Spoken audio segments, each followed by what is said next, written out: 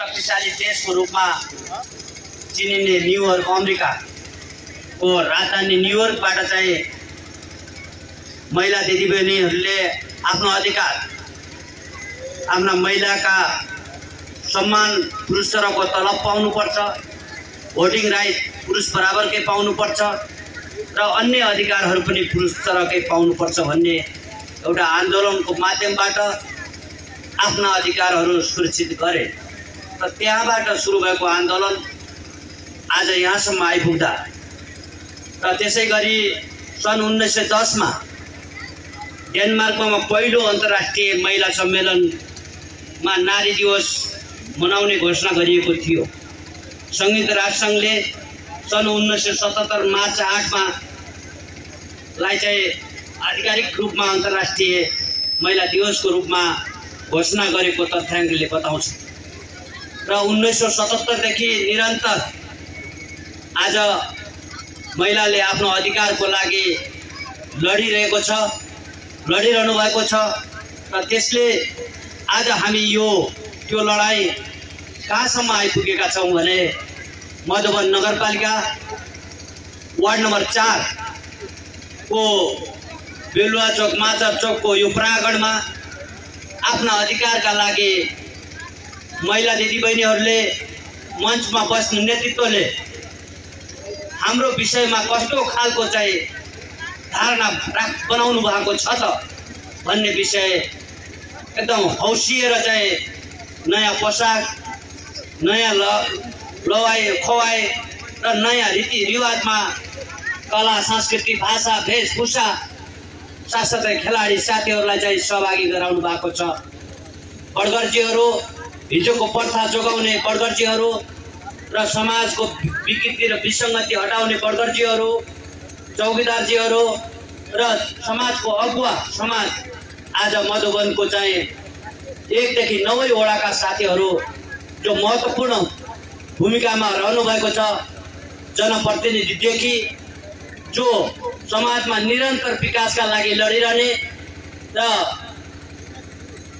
विकृति र विसङ्गतिको अन्त्यका लागि लडिरहने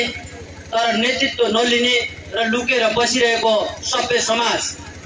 जो बडगर्जीलाई हामीले चिन्ने गरेका छौँ। उहाँहरू पनि आज यो समाजको नेतृत्व गर्ने अगुवाहरूले के भन्छन् र कस्तो धारणा चाहिँ महिला दिदीबहिनी माथि चाहिँ राख्नु भएको छ भन्ने एउटा हौसला बोकेर आउनु भएको छ। त्यसैले म साथीहरूलाई अनुरोध गर्न चाहन्छु कि हामीले चाहिँ यो मञ्चमाबाट भनेर मात्रै सबै कुराको चाहिँ समाधान हुन्छ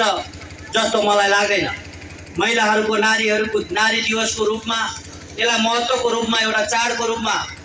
जसरी हामीले दसैँ तिहार, माघे, होली हाम्रो नजिकै आइरहेको छ, जसरी हामीले मनाइरहेका छौँ, त्यो भन्दा दोब्बर एउटा हौसिएर महिला दिदीबहिनी आफ्नो अधिकार, परिवारबाट शोषित हुने मुक्त हुन पाउनुपर्छ, स्वतन्त्र रूपमा हिँड्न पाउनुपर्छ, स्वतन्त्र रूपमा बोल्न पाउनुपर्छ, स्वतन्त्र रूपमा लुगा लगाउन पाउनुपर्छ र आफ्नो विचार राख्न पाउनुपर्छ भन्ने एउटा नारीको रूपमा, अनि मात्र सफल नारीको रूपमा र समान नारीको रूपमा चाहिँ पहिचान हुन्छ भन्ने उद्देश्यका साथ यहाँ आइपुग्नु भएको छ। त्यसका लागि महिला अधिकारका लागि सङ्घर्ष गरिरहनु भएको छ। निरन्तर महिला अधिकारको लागि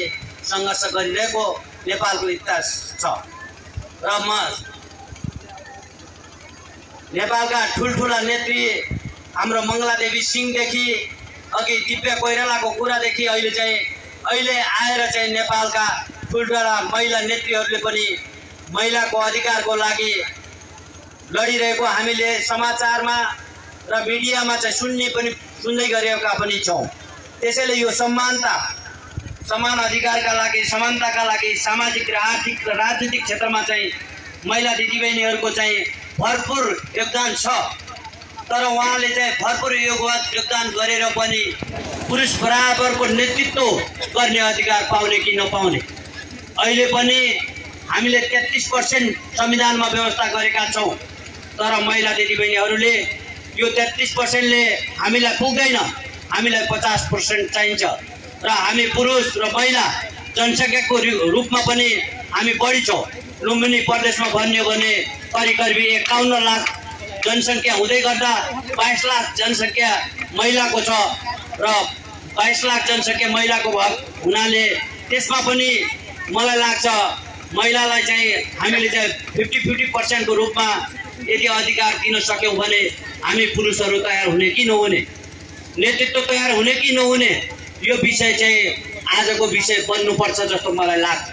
हामीले बाल विवाह मुक्तका कुराहरू उठाएका छौं, बाल विवाह मुक्त ओडा घोषणा गरेका छौं र यो कागजी घोडाको रूपमा मात्रै नभएर व्यवहारमा पनि उतार्नु पर्छ भन्ने महिला दिदीबहिनीहरूको त्यो सपना देख्नु भएको छ। त्यो उद्देश्य लिएर यो परागणमा आउनु भएको छ भन्ने मैले बुझेको छु र हामी जनप्रतिनिधि त्यो जिम्मेवारी पूरा गर्नेछु भन्ने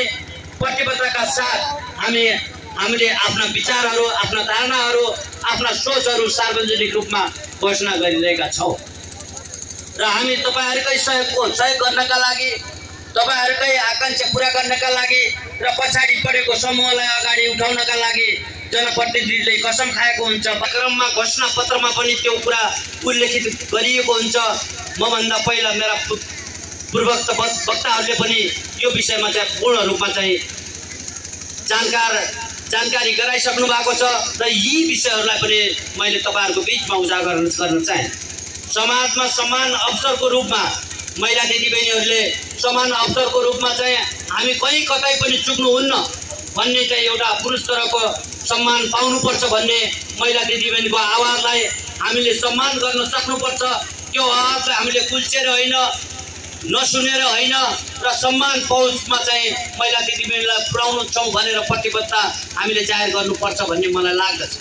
यद्यपि हामीले त्यो बाटो खोल्न सकेनौं, हामी फ्लेक्सिबल हुन सकेनौं, हामीले सहजता अपनाउन सकेनौं भने महिला दिदीबहिनीहरूका ती सपनाहरू चाहिँ अधुरा रहनेछन् भन्ने पनि मलाई लाग्छ।